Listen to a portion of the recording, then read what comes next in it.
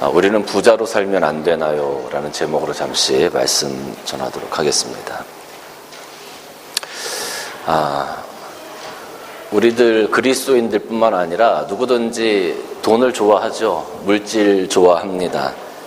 그런데 특별히 우리 그리스도인들이 물질을 좋아하면서 그 이면에 또 어떤 마음이 있냐면 물질에 대한 부정적인 인식을 가지고 있습니다. 그 이유는 성경이 부자에 대해서 그렇게 좋게 말을 하고 있지 않기 때문에 그래요.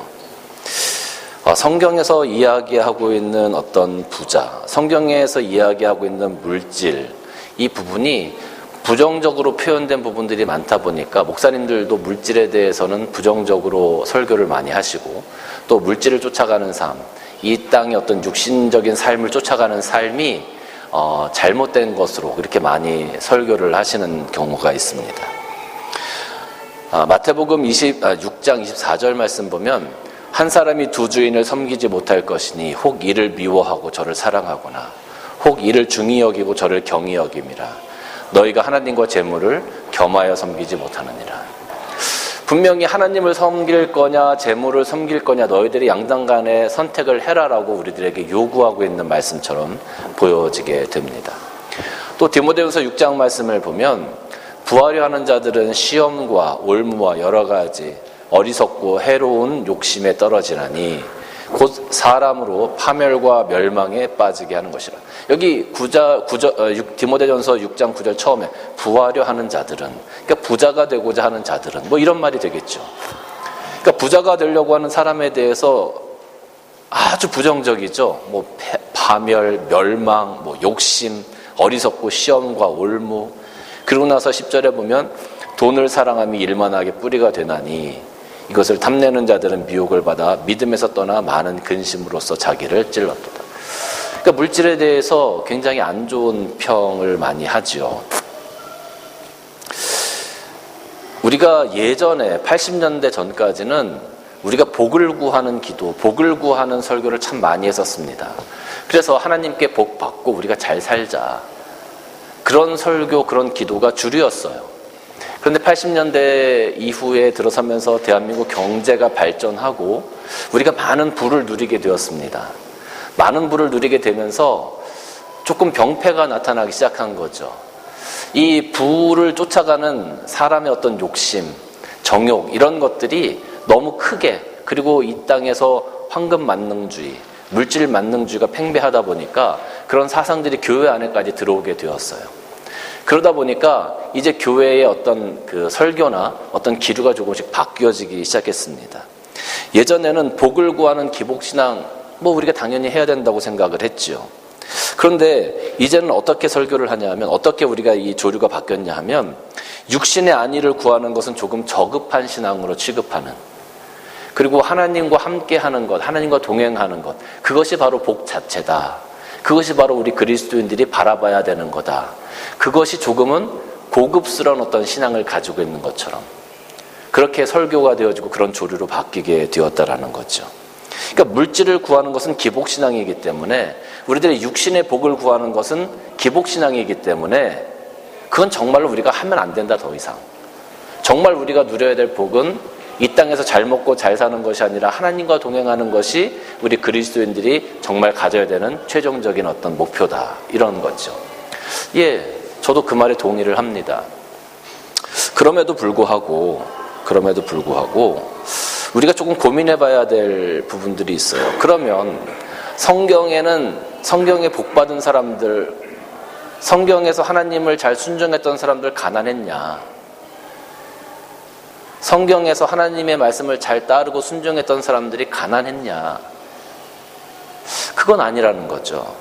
여러분, 아브라함과 롯이 왜 갈라서게 되었습니까? 아브라함이 그 갈대아 우르에서 나올 때 그 조카 롯을 데리고 나왔어요. 조카 롯을 데리고 나와서 나중에는 두 사람이 같이 생활할 수 없게 되었어요. 그 이유가 무엇이었습니까? 창세기 13장 5절 말씀을 보면 아브라함의 일행 롯도 양과 소와 장막이 있으므로 그 땅이 그들이 동거하기에 넉넉하지 못하였으니 이는 그들의 소유가 많아서 동거할 수 없음이었더라 그랬어요. 그들의 소유가 많아서 그들이 함께 살 만큼 땅이 넉넉하지 못했다는 거죠. 그러니까 혼자 살 정도는 충분했는데 두 가정이 살려니까 이제 그들의 소유가 점점 많아져서 함께 할 수 없을 지경이 되었어요.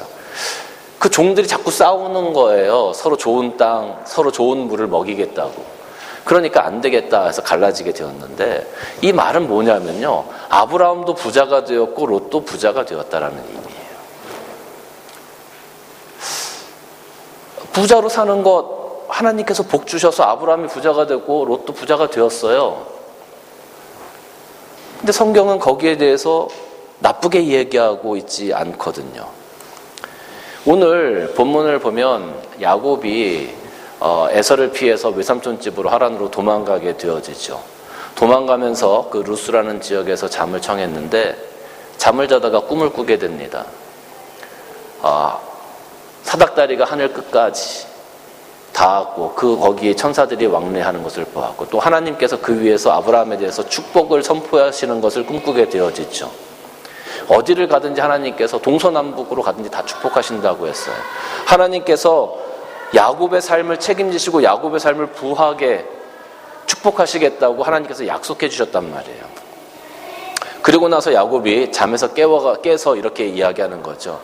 야곱이 서원하여 이르되 하나님이 나와 함께 계셔서 내가 가는 이 길에서 나를 지키시고 먹을 떡과 입을 옷을 주시며 그랬어요. 먹을 떡과 입을 옷. 이게 영적으로 생각하면 우리가 내 영혼이 먹을 떡이 뭐 필요합니까? 내 영혼이 입을 옷이 뭐 필요합니까?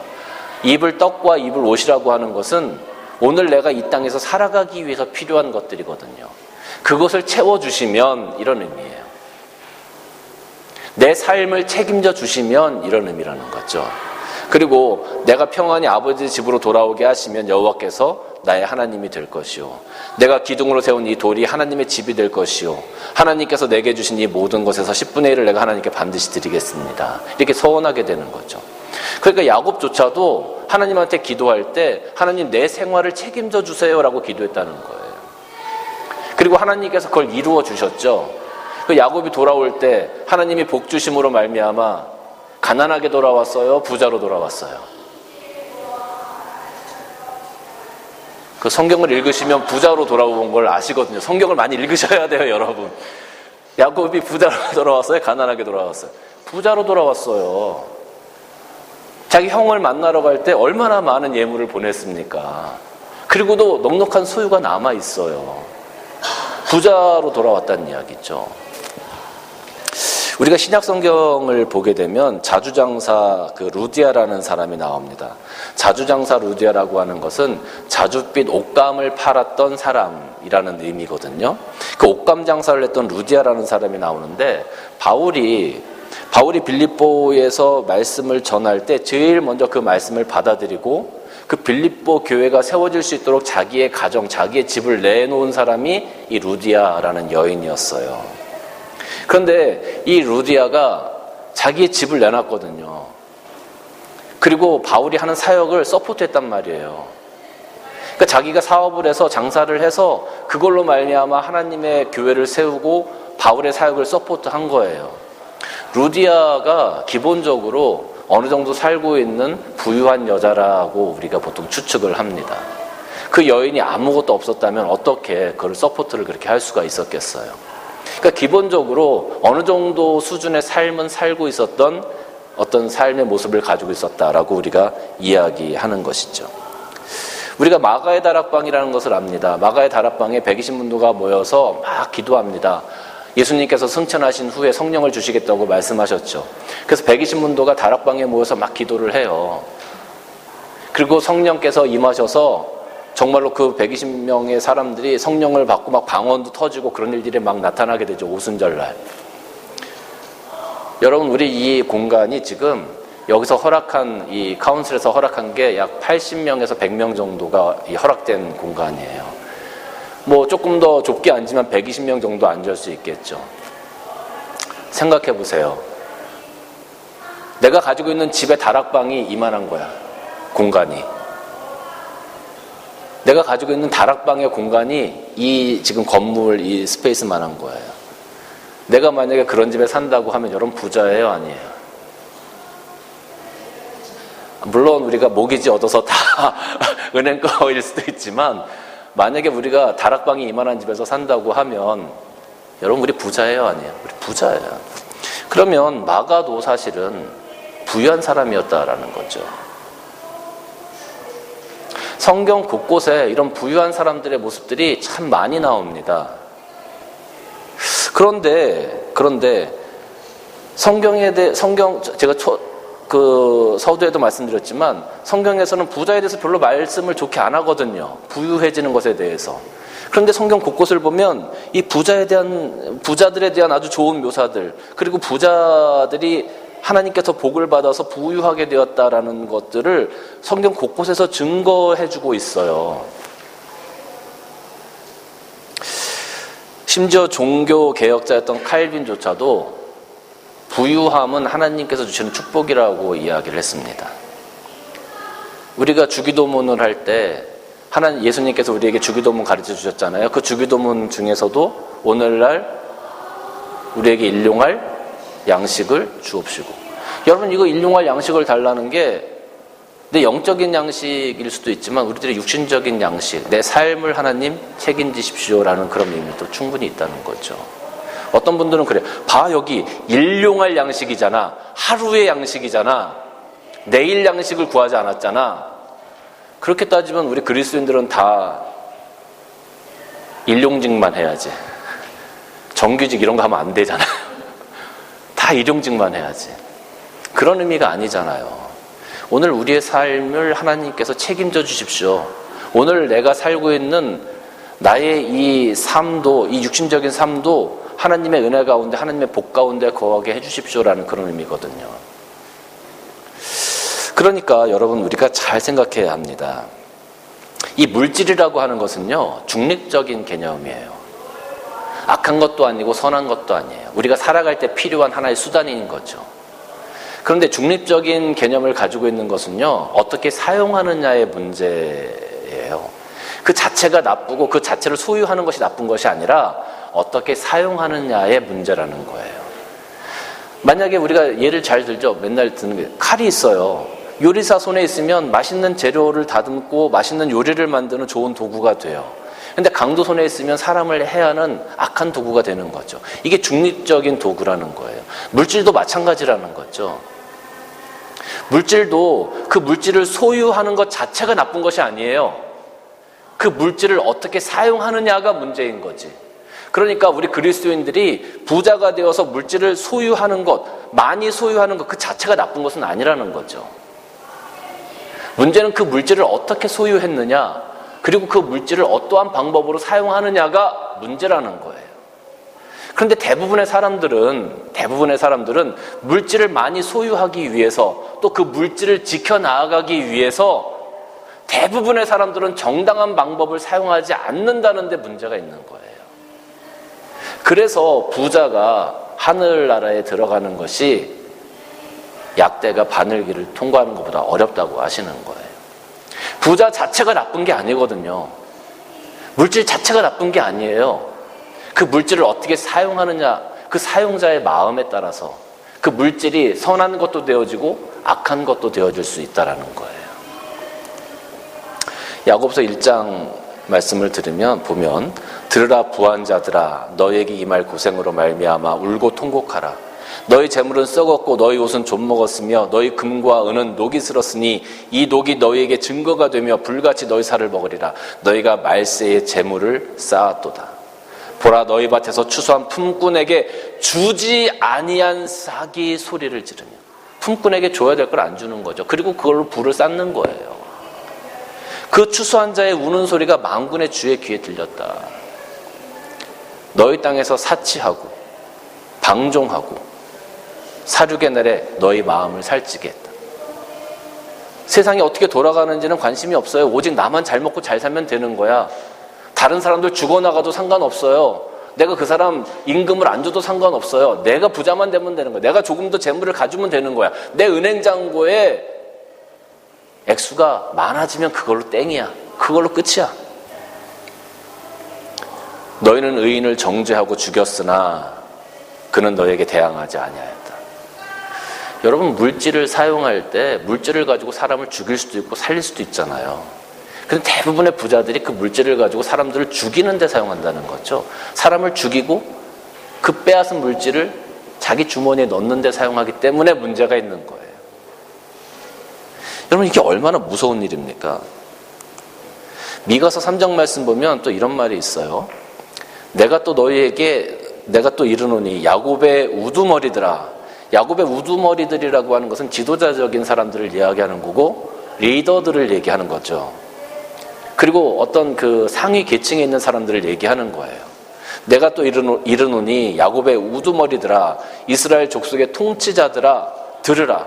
정의를 아는 것이 너희의 본분이 아니냐. 그러니까 내가 부자가 되어져서 내가 많은 부를 소유하고 내가 정말로 이 땅에서 어떤 상위 클래스에 있게 되어지면 하나님의 정의를 행하는 것이 그들의 본분이라는 거예요. 부를 가지고 있는 사람들이 이 땅에서 사회적 정의를 행하는 것이 그들의 본분이라는 거예요. 그런데 너희가 선을 미워하고 악을 기뻐하며 내 백성의 가죽을 벗기고 그 뼈에서 살을 뜯으며 그들의 살을 먹으며 그 가죽을 벗기며 그 뼈를 꺾어 다지기를 냄비와 속 가운데 담을 고기처럼 한다. 이게 뭐예요? 사회적 약자들을 오히려 착취하고 갈취하는 그들의 모습을 아주 적나라하게, 아주 신랄하게 표현한 거거든요. 마치 소 한 마리, 양 한 마리 잡아가지고 내가 먹을 양식으로 삼는 것처럼 내가 오늘날 부를 쌓기 위해서 사회적 약자들을 그렇게 대한다는 거예요. 내가 뜯어먹을 고기처럼 그들을 대한다는 거예요. 내가 10개를 가지고 있고 저 사람 하나밖에 없는데 어떻게 하면 저 하나를 뺏어갈까를 고민하는 그런 모습으로 살아간다는 거예요. 그게 통치자들의 모습이었고 이스라엘의 우두머리들의 모습이었어요. 상류층의 모습들이었어요. 근데 대부분의 부를 소유하신 분들이 이러한 마음이 기본적으로 깔려 있다는 거예요. 그게 인간의 욕심이고 피할 수 없는, 어떻게 보면 인간의 한계일 수밖에 없다라는 거죠. 그래서 부자들이, 이 성경에 보면 그래서 부자들에 대한 신랄한 비판과 신랄한 심판이 선포되어지고 있는 겁니다. 어떻게 보면 물질이라는 이 중립적인 것을 강도가 칼을 쥔 것처럼 그렇게 지금 잘못 사용하고 있는 그런 모습 때문에 부유한 사람들, 부자들의 삶, 물질에 대한 것이 지금 우리 기독교 안에서 굉장히 부정적으로 비춰주고 있는 부분이다라는 겁니다. 그러면 하나님께서 기뻐하시는 부자의 모습은 뭐겠어요? 하나님께서 기뻐하시는 부자의 모습은요, 신명기 15장 7절부터 말씀을 보면 이런 말씀이 있어요. 내 하나님 여호와께서 내게 주신 땅, 어느 성읍에서든지 가난한 형제가 너와 함께 거주하거든 그 가난한 형제에게 내 마음을 완악하게 하지 말고 내 손을 움켜쥐지 말고 악한 사람들처럼 그렇게 대하지 말고 반드시 내 손을 그에게 펴서 그에게 필요한 대로 쓸 것을 넉넉히 꾸어주라. 너한테 있는 거를 더 뺏어 가지려고 하지 말고 너한테 있는 거를 하나님께서 너에게 허락하신 그 부를 좀 나누어 줘라. 네가 조금 손해보더라도 좀 나누어 줘라. 이것이 부자들이 하나님 앞에서 가져야 되는 삶의 태도예요. 만약에 하나님께서 우리에게 허락하신 부를 우리가 이렇게 사용한다면 그 사람은 약대가 바늘길을 통과하는 것이 아니라 약대가 성문을 통과하듯이 천국에 가지 않겠습니까? 많은 부를 가진 사람이 이런 마음을 가지고 있다면 이 사회가 얼마나 풍성해지겠어요? 이 사회가 얼마나 살기 좋아지겠어요? 디모데전서 6장 6절 말씀 보면 이런 말씀이 있어요. 부자들은 이러한 마음을 가져야 됩니다. 그러나 자족하는 마음이 있으면 경건은 큰 이익이 되느니라. 우리가 세상에 아무것도 가지고 온 것이 없음에 또한 아무것도 가지고 가지 못하리니 우리가 먹을 것과 입을 것이 있은즉 족한 줄로 알 것이라. 어떻게 해서든지 더 많이 내 곳간에 쌓으려고, 어떻게 해서든지 줄 거 안 주고, 어떻게 해서든지 하나 가지고 있는 거 뺏어오려고, 그렇게 살지 말고 우리가 오늘 빈손으로 왔으니까 빈손으로 하나님 앞에 갈 거예요. 오늘 내가 쓸 것이 충분한데 뭘 더 뺏어가지고 내 주머니에 넣으려고 그렇게 애를 쓰냐. 오히려 부자들의 마음이 우리가 먹을 것과 입을 것이 있은즉 족한 줄로 알고, 나에게 허락된 그 잉여의 부를, 나에게 허락된 넉넉한 부를, 남는 부를 사회적 약자를 위해서 사용할 수 있는 그런 마음이 부자들에게 있어야 된다는 거죠. 이게 중요한 겁니다. 하나님께서 우리에게 허락하신 이거 부자 되면 천국 못 가는 거 아니야? 성경 말씀에서 부자들은 다 나쁜 건데? 그게 아니라는 거죠. 부는 중립적인 개념입니다. 어떻게 이것을 사용하느냐. 정말로 하나님께 여러분이 약한 자들에게 여러분의 손을 벌리고 그들에게 꾸어주고 그들을 보호하고 도울 수 있는 사람들이 된다면, 그리고 오늘 나에게 있는 것이 넉넉한 줄 알고 자족할 줄 알고 나에게 가지고 있는 이 잉여의 부를, 남는 부를 다른 사람들을 위해서 사용할 수 있다면 하나님께서 얼마나 기뻐하시겠습니까? 그런 부자들이 있다고 하면 정말로 칭송받을 만한 일 아닙니까? 여러분이 그리스도인들이 가져야 되는 부의 개념은 바로 이런 겁니다. 그런데 우리가 자꾸 돈이 쌓이다 보면 욕심이 자꾸 생기고, 하나 가지면 2개 갖고 싶고 2개 가지면 3개 갖고 싶고, 이러니까 문제가 되는 거예요. 남한테 있는 거 자꾸 뺏어오려고 하고. 근데 그 마음을 내려놔야 합니다. 자족하는 마음이 있어야 합니다. 그리고 오늘 나에게 있는 것을 족한 줄로 아는 마음이 있어야 합니다. 그래야 그리스도인들이 이 부를 통제할 수가 있어요. 사용할 수가 있어요. 이런 마음이 없으면 더 가지려고 하는 욕심밖에 생기지 않는다는 거죠. 저는 부자는 사회적 약자의 방파제가 되는 역할을 해야 된다고 생각하는 사람입니다. 방파제. 여러분, 태풍이 올 때 배들이 다 어디로 피합니까? 그 방파제 안으로 다 들어오는 거예요. 그죠? 그러면 태풍이 오고 거센 파도가 휘어쳐도 그 배들이 거기서 안전하게 거할 수가 있잖아요. 세상에 험난한 파도가 올 때 그 약자들을 보호해 줄 수 있는 사람들이 누구겠습니까? 사회적인 지도층이고 부를 가지고 있는 사람들이에요.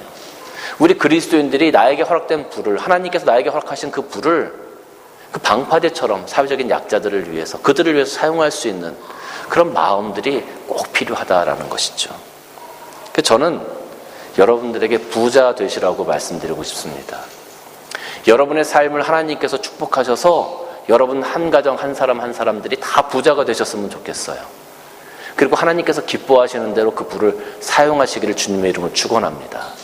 하나님께서 기뻐하시는 부자의 모습을 가지고 이 땅에서 살아간다는 것이 얼마나 기쁜 일이겠습니까? 생각만 해도 좋지 않습니까? 어떤 분들이 그런 말씀하세요. 목사님, 부자 되고 싶죠. 그런데 방법이 없어요. 방법이. 다 부자 되고 싶죠. 근데 방법이 없어요. 방법이. 그래요. 마땅한 방법이 없는 것 같아요. 맨날 열심히 일을 하는데 나는 그냥 내 삶은 계속 제자리인 것 같고. 근데 여러분, 제가 그 왕상 17장을 읽다 보니까 사르밧 과부의 말씀이 나와요. 엘리야가 사르밧 과부를 찾아갑니다. 그런데 그 사르밧에 있는 과부가 나뭇가지를 주스러 나왔다가 엘리야를 만나요. 그때 엘리야가 사르밧 과부에게 이야기합니다. 너한테는 네가 나를 위해서 그 떡을 하나 만들어 와라, 이렇게 얘기를 해요. 그랬더니 사르밧 과부가 이야기합니다. 지금 저한테는 한 움큼의 가루가 있고 기름이 조금 남아서 이 흉년에 마지막 남은 곡식이라 이걸로 내가 내 아들과 밥을 한 끼 먹고 이젠 죽으려고 그럽니다. 이게 정말 마지막 남은 겁니다. 정말 한 움큼과 정말 조금의 기름밖에 남지 않았습니다. 방법이 없습니다. 그때 엘리야 그 사르밧 과부에게 얘기해요. 여호와께서 이 땅에 비를 내리시는 날까지 그 통에 가루가 다하지 아니하고 그 기름병에 기름이 다하지 아니하리라. 말이 안 되는 얘기죠. 그죠? 분명히 내 기름통에 기름병에 기름이 요만큼밖에 안 남았고 한 움큼 가루밖에 안 남았는데, 내가 싹싹 긁어왔는데, 내가 완전히 그냥 바닥까지 긁었는데 탈탈 털었는데 근데 뭘 또 그 가루가 생기고 기름이 또 생긴다는 거야. 말도 안 되는 일이죠. 우리가 육신적인 눈으로 보면 여전히 우리는 한 움큼의 가루와 약간의 기름밖에 남지 않은 사람들입니다. 방법이 없어요. 죽을 수밖에 없어요. 우리 부자 될 수 없어요. 그런데 하나님께서 주시는 축복의 눈으로 엘리야가 그 가정의 가루통과 기름병을 봤을 때는 가뭄이 끝나는 그날까지, 비가 오는 그날까지 그 가루통에 가루가 가득 차여지고 기름병에 기름이 가득 차게 될 거라고 엘리야는 믿음의 눈으로 그걸 본 겁니다. 그리고 그 믿음을 소유하고 그 믿음에 순종했더니 그 다음날 다 죽었어요, 살았어요? 왜 이렇게 성경을 안 읽으시죠? 그 다음에 다 죽었어요, 살았어요?